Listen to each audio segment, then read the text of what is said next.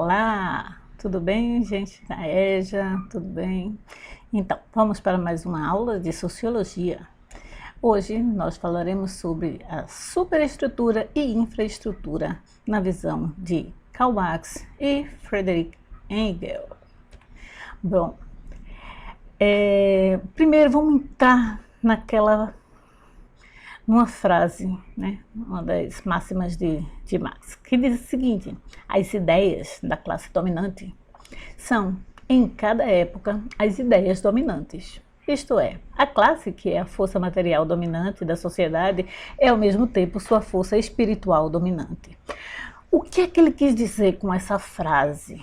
Ora, isso é parte, né, de um dos conteúdos do seu livro, dos seus escritos, onde ele dizia o seguinte: independente do tempo, independente do período histórico que se viva, quem sempre vai dominar a sociedade é quem detém a força, no caso, poder ideológico, que é essa ideia. E de onde é que parte isso? Quem são essas classes dominantes? Essas classes dominantes, partindo da nossa sociedade, é quem detém o capital, os meios de produção, as fábricas, as terras, né?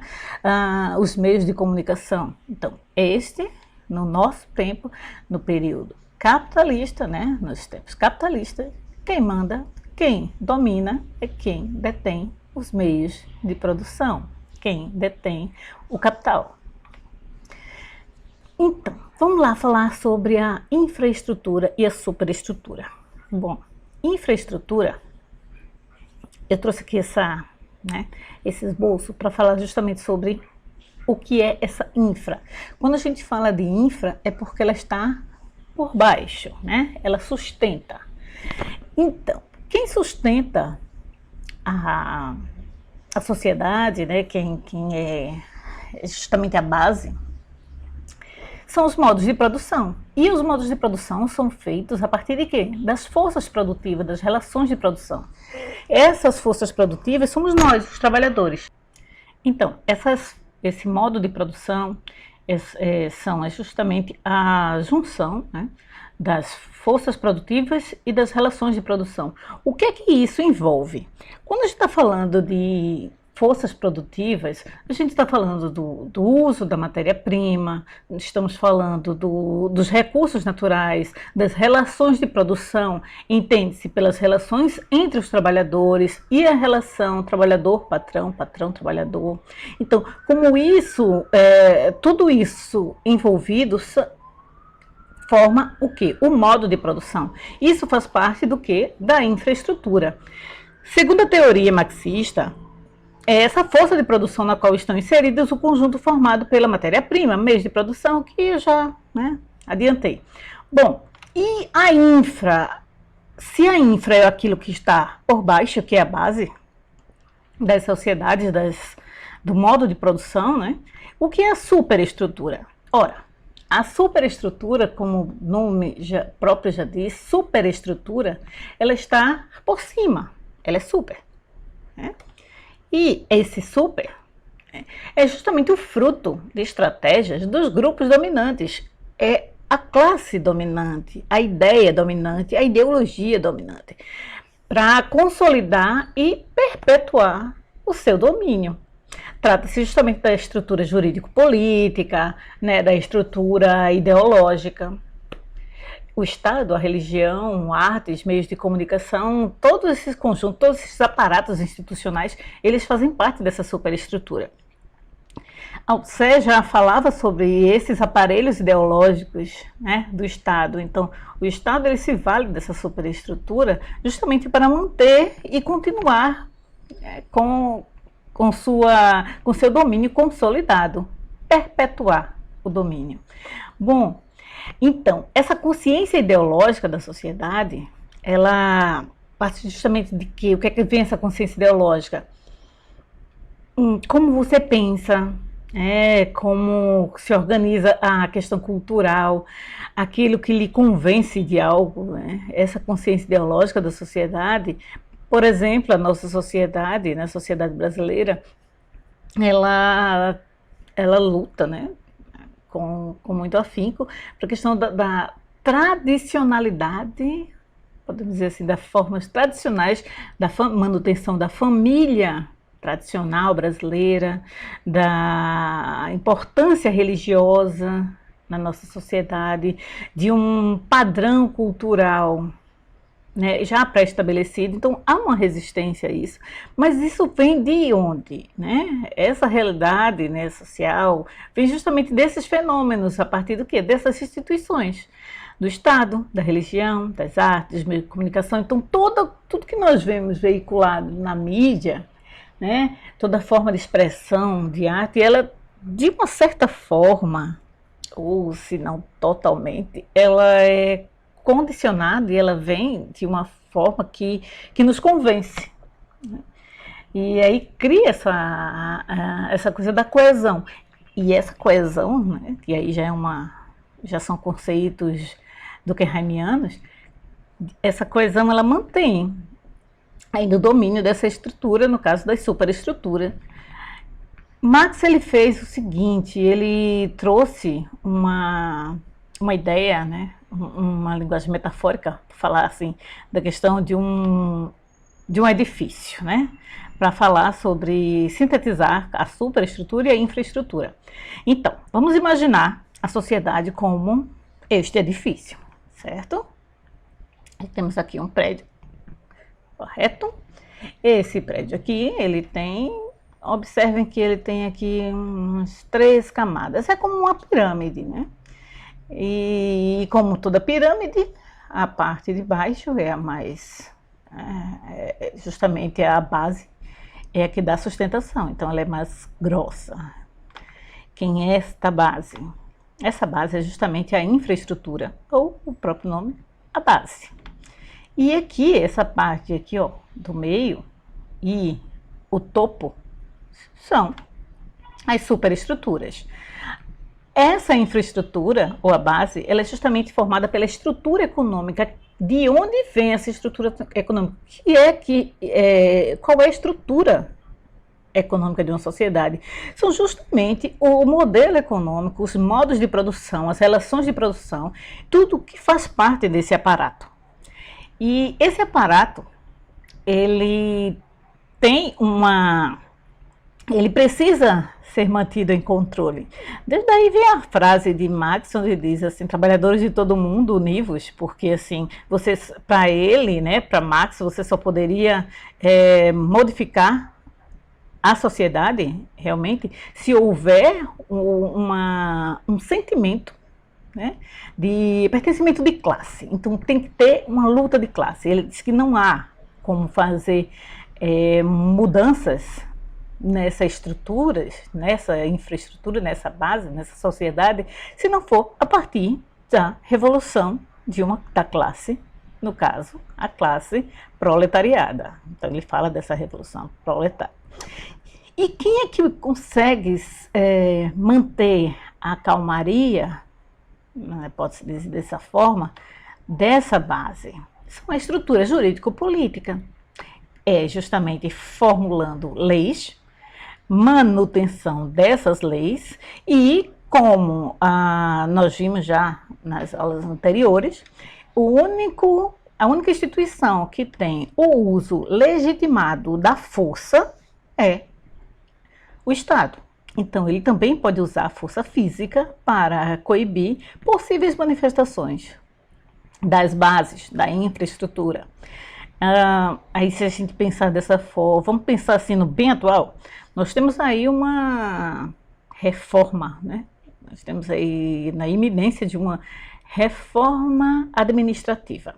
A desculpa, né? Podemos dizer assim, qual é o que é que vem para justificar, né, essa solicitação e esse imediatismo de uma mudança, né, uma reforma administrativa?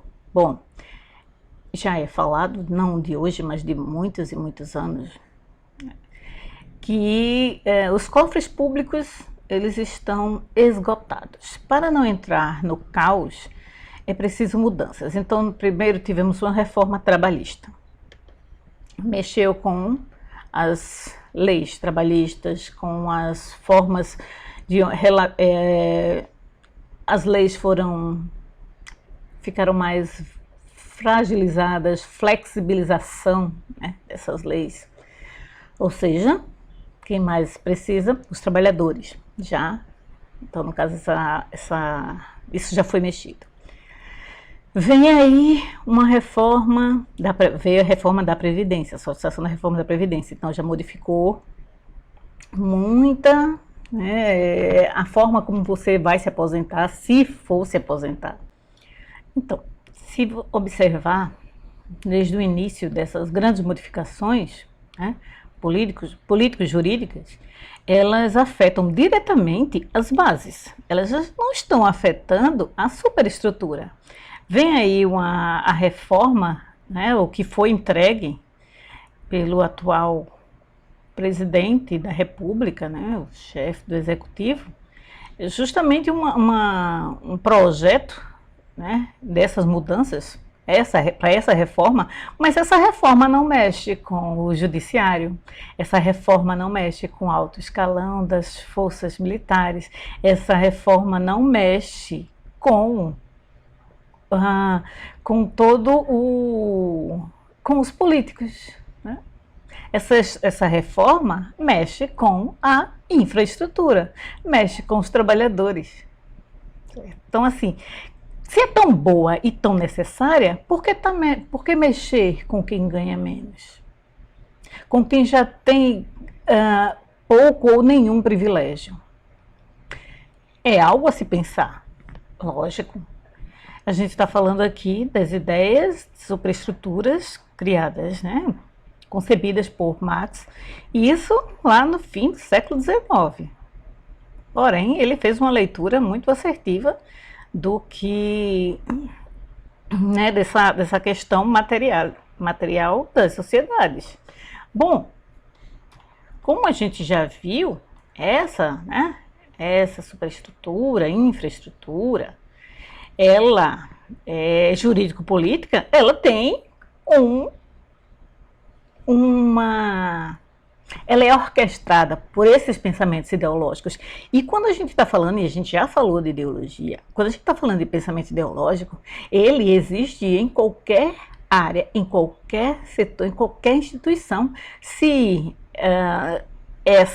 esse pensamento ideológico ele é pensado no bem comum, é outra história. Mas são justamente essas instituições e esses pensamentos ideológicos que orquestram a sustentabilidade deste modelo de superestrutura e infraestrutura ditado, né, conceituado por Marx. Essa infraestrutura e superestrutura, elas são articuladas, se autodeterminam, ou seja, se há uma mudança numa estrutura, modifica outra. E por isso que Marx e Engels vêm com aquela ideia justamente de que é necessário modificar essa estrutura, mas como modificar? Já que não possuímos, e aí nós nos incluímos de toda forma, porque fazemos parte disso, nós trabalhadores, como modificar isso se nós somos segregados, temos uma tendência a não observar o nosso papel social. Então, é algo a se pensar. Vamos lá. Esse todo social, só para a gente dar sintetizar isso, é o conjunto das relações de produção, forma a estrutura econômica da sociedade, que é a base real sobre a qual se levanta uma superestrutura jurídica e política, e a qual correspondem formas sociais determinadas de consciência.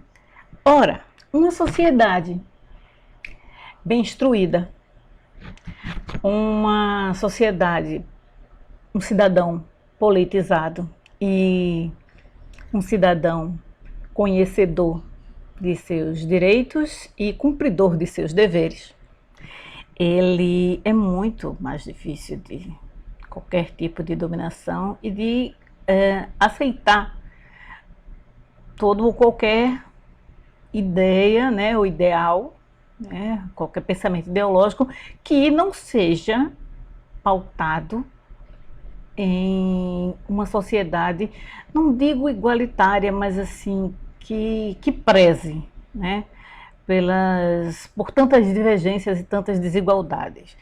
Bom, a educação também faz parte disso. Então, assim, precisamos ler, nos conhecer, conhecer o nosso local, conhecer o que é que precisamos e o que é que podemos fazer. Então, as ideias de superestrutura e infraestrutura marxistas, então elas trazem, né, esse arcabouço teórico justamente para a gente pensar que sociedade que eu vivo, o que é que eu posso fazer para mudar, qual é a minha classe, e lutar, né? A gente precisa também observar que estamos aí na iminência de uma reforma que ela não vem para trazer realmente o bem geral. Se fosse dessa forma, todos teriam que participar e comer um pouquinho do bolo da festa. Vale pensar. E a gente pode concluir o seguinte, né? De acordo com o marxismo, o modo de produção da vida material condiciona o processo da vida social. O que eu tenho, o que eu produzo, o que eu faço vai condicionar a minha vida social, política e intelectual em geral.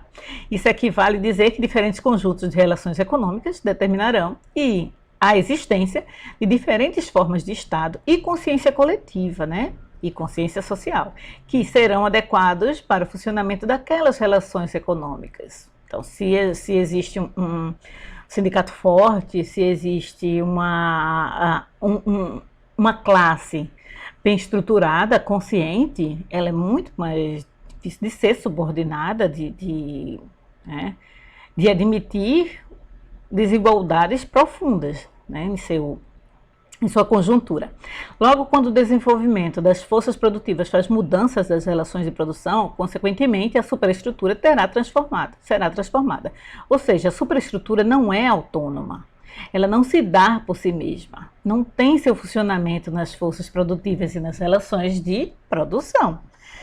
Lembre que em 2013, muita gente foi para a rua com a desculpa dos 10 centavos, mas só foi a partir de uma modificação, né, na postura de um povo que houveram mudanças profundas na nossa sociedade. Porém, não esqueçam que existia também por trás disso uma manipulação também de pensamentos ideológicos, mas aí cabe a cada um pensar e refletir sobre, né, a nossa sociedade, a sociedade brasileira. Vocês podem agora aprofundar o conhecimento de vocês a partir de outros slides, também de aprofundando o conhecimento e fazendo os exercícios. Até mais, até a próxima aula e fiquem bem, cuidem-se.